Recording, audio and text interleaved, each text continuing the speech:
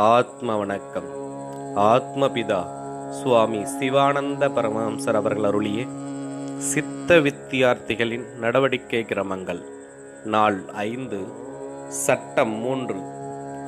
சத்து போனதென்று சொல்லப்படுவது சடத்திலிருந்து ஜீவன் விட்டு போன பொழுதாகும்.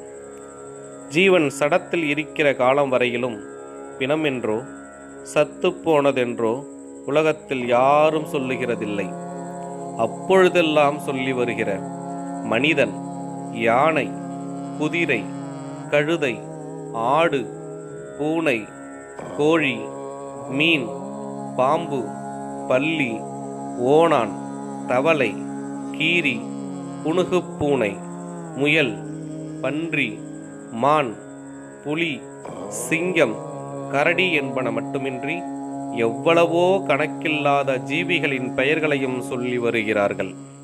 ஆனால் இதெல்லாம் அவற்றினுள் ஜீவன் இருக்கும் பொழுது மட்டுமே சொல்லப்படுகிறது. எப்பொழுது அவற்றின் உள்ளில் இருந்து ஜீவன் நசித்து போனதோ அப்பொழுது மனிதனுடைய பிணம், யானையினுடைய பிணம், பூனையினுடைய பிணம் என்றும் மற்றும் ஜீவிகளுடைய பெயர்களை சொல்லி பிணம் என்றும் சொல்லி வருகிறார்கள்.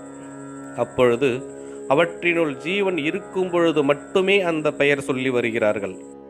எப்பொழுது அதனுள் இருக்கும் ஜீவன் எப்படி நசித்து போனாலும், அதாவது வெட்டுண்டோ, குத்துண்டோ, அறுபட்டோ, வெடிவைத்தோ, சுடப்பட்டோ, மற்றோ எந்த விதத்திலாவது ஜீவன் வெளியே போய் நசிந்து போனால் எந்த ஜீவியானாலும் பிணம் என்றுதான் அதற்கு பெயர் சொல்லப்படுகிறது. அப்பொழுது மனிதன் என்று சொல்லி அபிமானித்து வருகிறவருடைய பிணத்திற்கு தனியாக ஒரு சிறப்பு இல்லை. எல்லா ஜீவிகளுடைய ஜடத்திலிருந்தும் ஜீவன் நசித்து போனால் பிணமேயாகும். இவ்விதம் யாதொன்றும் ஆலோசிக்காமல் மக்கள் இது என்னுடைய தகப்பன் பிணம், தாய் பிணம், குடும்பக்காரர் பிணம் அல்லது சொந்தக்காரர் பிணம் என்றும் மற்றும் சொல்லி வருகிறார்கள். அது மட்டுமின்றி பிணத்தை குழி தோண்டி புதைத்த பின்போ சுட்டெரித்த பின்போதான் நமக்கு தாகத்திற்கு தண்ணீர் குடிக்கலாம் என்றும் சொல்லி அவ்விதம் செய்தும் வருகிறார்கள். தவிர தாய் தகப்பன் என்று மட்டுமல்லாமல் குடும்பத்தில் உள்ள யாராவது செத்து போனால் அவருக்கு புலை, அதாவது தீட்டு உண்டு. புலை என்று சொல்லுவது அசுத்தமாகும். அப்பொழுது குடும்பத்தில் யாராவது செத்தால் அவருக்கு தீட்டாக, அதாவது அசுத்தமாக ஒதுங்கி நிற்கிறார்கள். அவ்விதம் அந்த ஊர்க்காரர்களும் அவருக்கு தீட்டு உண்டு, அவர் அசுத்தமாகும், அவரை தொடக்கூடாது என்றும் மற்றும் சொல்லி அவரை விலக்கி வைக்கவும் அவ்விதம் அவர்கள் ஒதுங்கவும் செய்கிறார்கள்.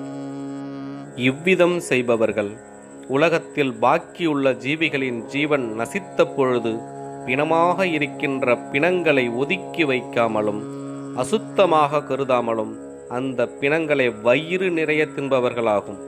இவ்விதத்தில் இருக்கிறவர்களே யாதொரு ஆலோசனையும் இல்லாமல் மேற்கூறியபடி நடந்து வருகிறார்கள். ஆனால் பிணத்திற்கு ஒப்பான விஷம் வேறொன்றும் இல்லை. அது எவ்விதமென்றால், இப்பொழுது காலையில் 8 மணியாக இருக்கிறது. இந்த சமயத்தில் இங்கு ஒருவர் செத்து அல்லது ஏதேனும் ஜீவிகளை அறுத்தோ குத்தியோ சுட்டோ ஜீவன் நசித்து விழுந்து கிடக்கிறது. அப்படி இருக்கும் பிணத்தை நாம் ஒன்றும் செய்யாமல் இங்கேயே விட்டு போவோமாக. பின் நாளை அதே நேரமாகிய காலை 8 மணிக்கு சென்று பார்த்தால் அது எப்படி இருக்கும் என்றால், முழுவதும் கெட்டு புழுத்து அதை புழு அரித்து நீல நிறத்தில் ஓர் நீர் ஒழுகி மிகவும் துர்நாற்றமாக இருக்கும். இது உலகவாசிக்கெல்லாம் தெரிந்த சங்கதியல்லவா? அப்படி இருக்கும் பிணத்தை யாராவது தின்பதுண்டோ என்று ஆலோசித்தால் யாரும் தின்கிறதில்லை. ஏனென்றால் அந்த பிணம் கெட்டு புழுத்து துர்நாற்றம் உண்டாவதால். ஆனால் அவ்விதத்தில் கெட்டு புழுத்து நீர் ஒழுகி துர்நாற்றம் உண்டானது அந்த பிணத்தில் இருந்தோ வேறு ஏதாவது இடத்தில் இருந்தோ உண்டானது என்று ஆலோசித்தால் வேறு ஓரிடத்தில் இருந்தும் உண்டானதில்லை. அந்த பிணத்தில் இருந்துதான் உண்டானது. ஆனால் பிணங்கள் மேற்கூறியவாறு கெட்டு புழுத்து நீரொழுகி துர்நாற்றம் உண்டாக காரணம் என்னவென்று ஆலோசித்தால் ஜீவன் இல்லாததால்தான்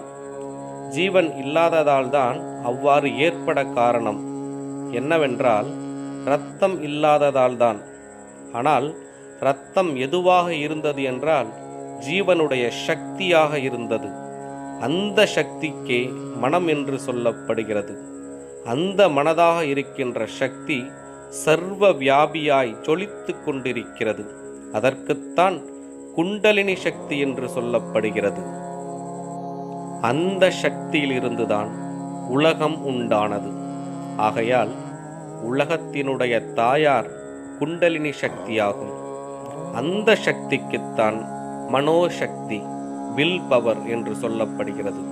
அவ்விதம் இருக்கிற சக்தி சடத்தில் இருக்கும் பொழுது சடத்தினுடைய எல்லா பாகங்களிலும் வியாபித்து கிடக்கிறது. அவ்விதம் சடத்தில் வியாபித்திருக்கின்ற சக்தியே இரத்தம். சித்த வித்தியார்த்திகளின் நடவடிக்கை கிரமங்கள் தொடரும். ஆத்ம வணக்கம்.